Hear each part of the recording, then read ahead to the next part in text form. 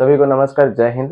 तो पिछले पार्ट में हमने क्या पढ़ चुका था कि पूंजीवादी अर्थव्यवस्था, फिर एक ठो समाजवादी अर्थव्यवस्था, फिर मिश्रितवादी अर्थव्यवस्था, जिसमें हमने ये भी पढ़ा था कि हमारा भारत जो है मिश्रितवादी अर्थव्यवस्था को अपनाए हुए है।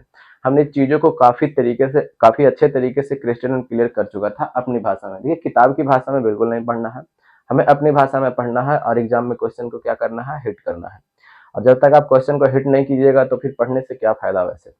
तो चलिए हम शुरुआत करते हैं क्या कि आज हमें देखते हैं क्या आर्थिक क्रिया। सबसे पहले ये आर्थिक क्रिया होता क्या है समझ जाते हैं। जैसे में हम और आप क्या हैं, मानव हैं, तो बिल्कुल मानव है, पशु तो नहीं ना है, मानव ही है। तो मानव क्या करता है ना कि अपने जीवन में उन्नति के लिए पैसे कौड़ी का क्या करता है, पैसे कौड़ी को इंतजाम करने के लिए कुछ ना कुछ क्या करता है, हथकंडे अपनाता है। हथकंडे अपनाने का मतलब कोई गतिविधियां कर रहा है, कोई रोजगार कर रहा है, कोई व्यापार कर रहा है, तो कोई कृषि कर रहा है, तो कोई पशुपालन कर रहा है, तो कोई डॉक्टर है, तो कोई इंजीनियर है। ये सभी चीज तो है ना, ये सभी का मेन मकसद क्या है, पैसा कमाना। मेन मकसद क्या होता है, पैसा कमाना। तो वही पैसा जिसके अंतर्गत कमाया जा रहा है वो सभी क्या है, ये आर्थिक क्रिया है। समझ में आ गया? जी बिल्कुल आ गया। अब यही आर्थिक क्रिया के आधार पर अर्थव्यवस्था को बांटा गया है।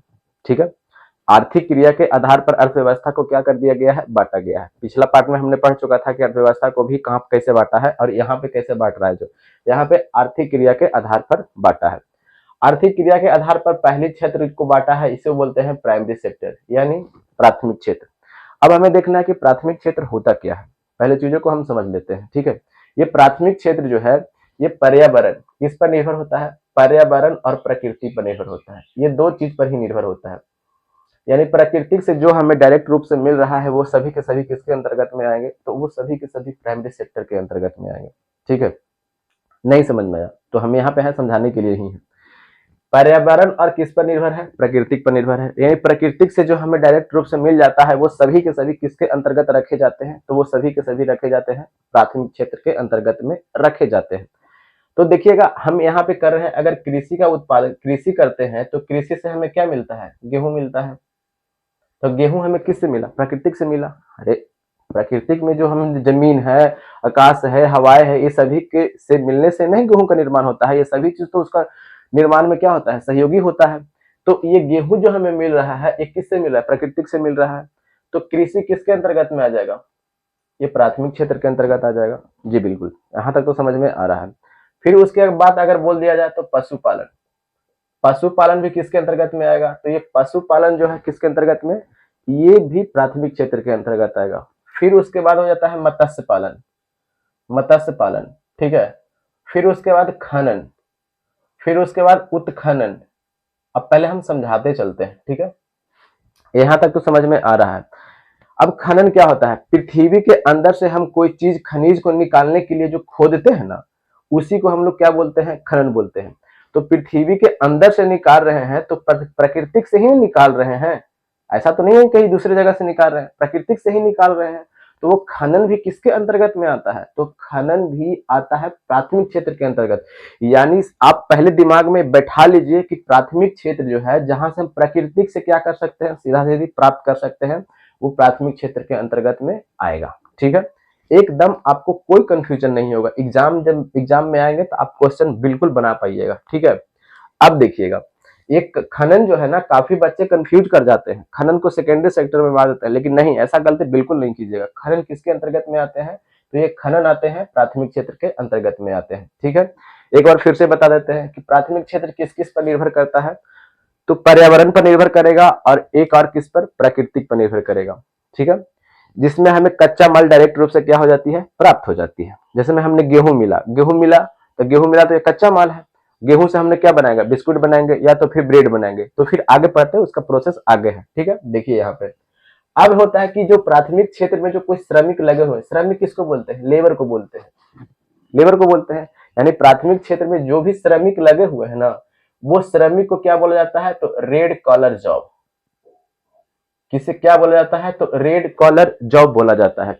यानी पूछा जाएगा कि रेड कॉलर जॉब किस क्षेत्र में लगे हुए होते हैं, तो रेड कॉलर जॉब जो श्रमिक है वो प्राथमिक क्षेत्र के अंतर्गत में लगे हुए होते हैं। यानी प्राथमिक क्षेत्र के अंतर्गत में जो भी श्रमिक है, ठीक है, उसे क्या बोला जाता है, तो रेड कॉलर जॉब बोला जाता है। ठीक है, चलिए यहाँ तक तो कोई दिक्कत नहीं है। अब होता है सेकेंडरी सेक्टर। ये सेकेंडरी सेक्टर में क्या होता है, जैसे प्राथमिक सेक्टर में क्या पढ़ा कि पर्यावरण और प्रकृति पर निर्भर होता है, सेकेंडरी सेक्टर में क्या होता है, निर्माण होता है, और क्या होता है, विनिर्माण होता है। अब चीजों को पहले समझिए कि अब पहले देख लीजिएगा कि निर्माण और विनिर्माण क्या होता है। हम पहले समझ जाते हैं, जैसे में हमें क्या पहली सेक्टर से क्या मिला, गेहूं मिला। अब ये गेहूं से हमें बिस्किट बनाना है, क्या बनाना है, बिस्किट बनाना है। तो बिस्किट बनाने के लिए कुछ ना कुछ तो मशीन आएगा, ऐसा तो नहीं है कि ऐसे ही बन जाएगा, ऐसा तो नहीं है कि मशीन ऐसे ही बन जाएगा। तो गेहूं से बिस्किट बनाने के लिए कुछ ना कुछ क्या करेंगे, मशीन का उपयोग करेंगे, कोई यंत्र का उपयोग करेंगे। तो उसी को यानी एक रूप से दूसरे रूप में बदलने के लिए, एक रूप से पहला रूप ये है, ऐसे दूसरा रूप में बदलने के लिए हम मशीन का सहारा लेते हैं, ठीक है। तो उसे ही हम लोग क्या बोलते हैं, विनिर्माण बोलते हैं। यानी कहने का मतलब हो गया कि एक रूप से दूसरे रूप में बदलने के लिए जो मशीन का हम उपयोग करते हैं ना, और उसी हम लोग क्या बोलते हैं, विनिर्माण बोलते हैं। और इसमें क्या होता है कि इसके मूल्य में क्या हो जाती है, वृद्धि हो जाती है। जैसे में आपने गेहूं से बिस्किट बनाया तो इसका मूल्य तो बढ़ेगा ही ना बढ़ेगा, ऐसा तो नहीं है कि गेहूं जितना ही इसका मूल्य रहेगा, ऐसा हो सकता है, बिल्कुल नहीं ऐसा होगा। यानी बिस्किट जब हम बनाते हैं तो इसके मूल्य में क्या हो जाती है, वृद्धि हो जाती है, ठीक है।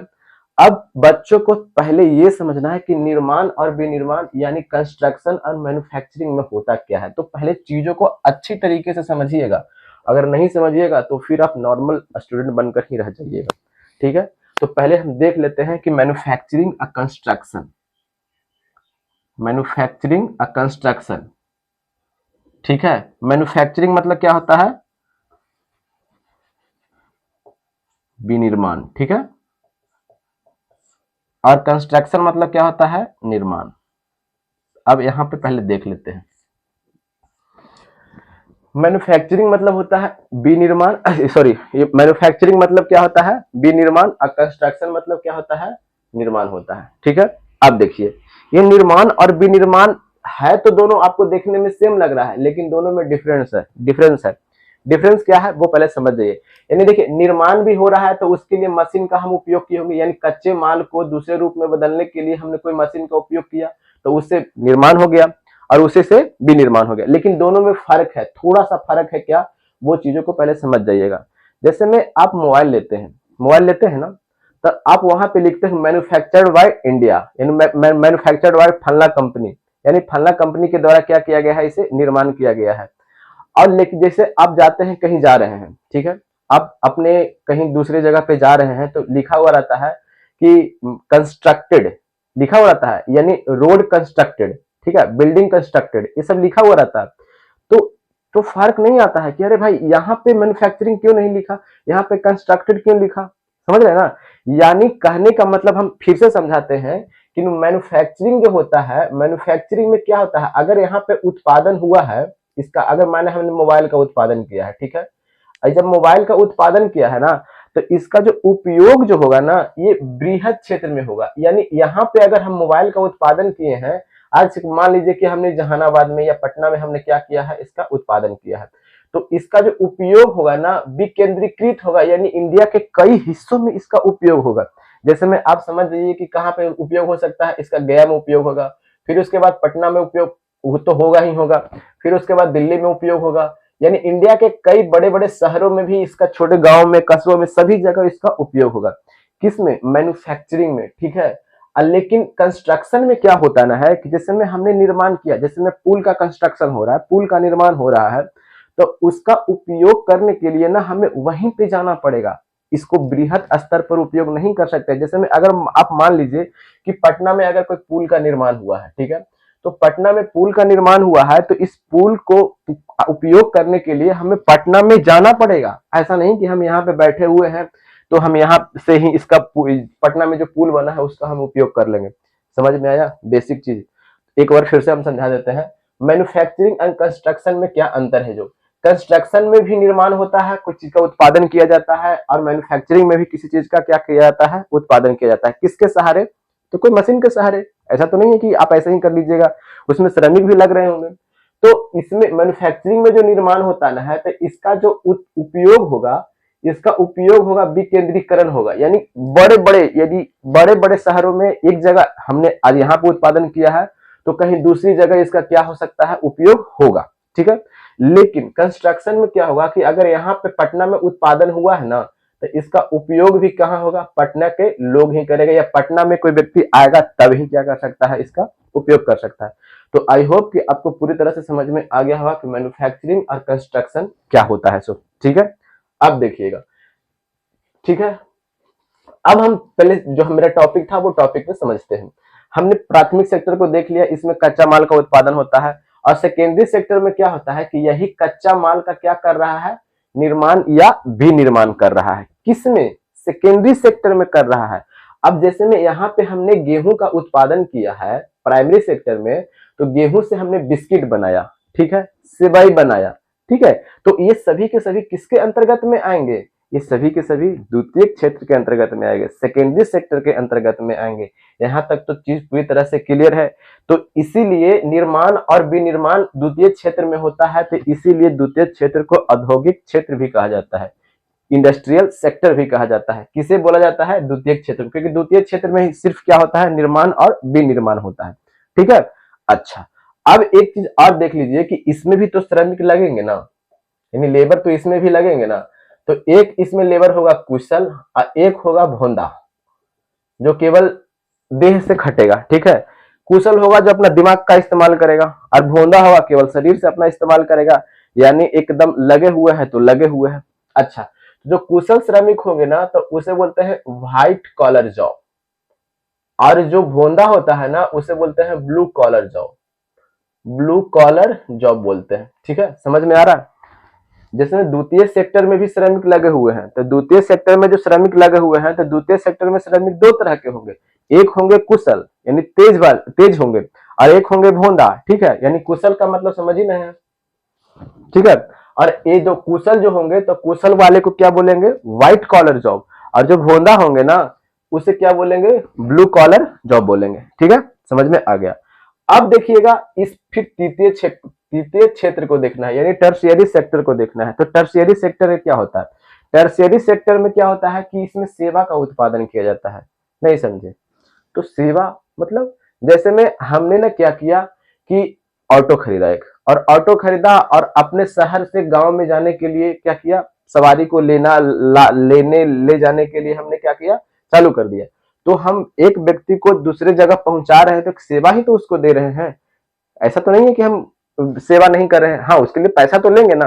अच्छा, पैसा अब बात क्या आती है, जैसे में अब कोई डॉक्टर है, कोई डॉक्टर है तो कोई डॉक्टर है तो कोई डॉक्टर है तो किसी मरीज का क्या कर रहे हैं, इलाज कर रहे हैं, तो वो भी एक तरह से क्या है, सेवा है, ठीक है।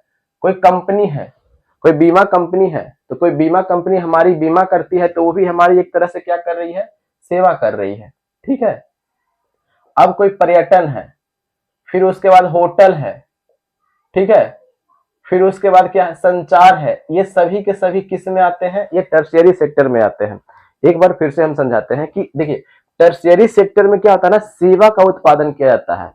सेवा का उत्पादन, जैसे में पैसा ले करके आपको सेवा देगा, जैसे में अगर आपको मसाज करवाना है तो मसाज करवाना है तो आप पैसा दे करके, या बाल कटवाना है तो पैसा दे करके आप जाकर के नाई के पास में क्या करते हैं, बाल कटवा लेते हैं। तो ये किसके अंतर्गत में आ रहे हैं, तो ये सभी के सभी तृतीय क्षेत्र के अंतर्गत में आ रहे हैं। अगर कोई व्यक्ति को इलाज करवाना है तो डॉक्टर के पास जाएगा, पैसा देगा और खुद को क्या कर लेगा, इलाज करवा लेगा। ये किसके अंतर्गत में आ रहा है, सेवा के अंतर्गत में आ रहा है। हमें दिल्ली जाना है, तो दिल्ली जाना है तो उसके लिए हवाई जहाज का हम उपयोग करेंगे, तो हवाई जहाज का उपयोग करेंगे तो पैसा देंगे, हमें हवाई जहाज से पटना से दिल्ली पहुंचा देगा। तो ये किसके अंतर्गत में आ रहा है, तो ये सभी के सभी तृतीय क्षेत्र के अंतर्गत में आ रहा है। चीजों को तो समझ में आ गया। एक बार हम फिर से एक बार स्पीड में चल लेते हैं। प्राथमिक क्षेत्र में क्या क्या आते हैं, तो प्राथमिक क्षेत्र में मत्स्य पालन आ जाएगा, पशुपालन आ जाएगा, कृषि पालन आ जाएगा, कृषि जो होगा उसके अंतर्गत में आ जाएगा। इसमें जो श्रमिक लगे हुए होंगे उसे क्या बोला जाता है, तो रेड कॉलर जॉब बोला जाता है, ठीक है। और सेकेंडरी सेक्टर में निर्माण और विनिर्माण पर आधारित होता है, और टर्शियरी सेक्टर में क्या होता है, सेवा का उत्पादन किया जाता है।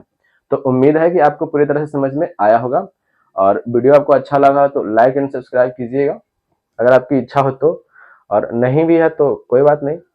तो थोड़ा सा आप हमें सपोर्ट जरूर दिखाइएगा, क्योंकि आपकी सपोर्ट की हमें काफ़ी ज़्यादा ज़रूरत है। तो मिलते हैं अगले वीडियो में, तब तक के लिए हंसते रहिए, मुस्कुराते रहिए और अपनों का ख्याल जरूर रखें। जय हिंद, जय भारत।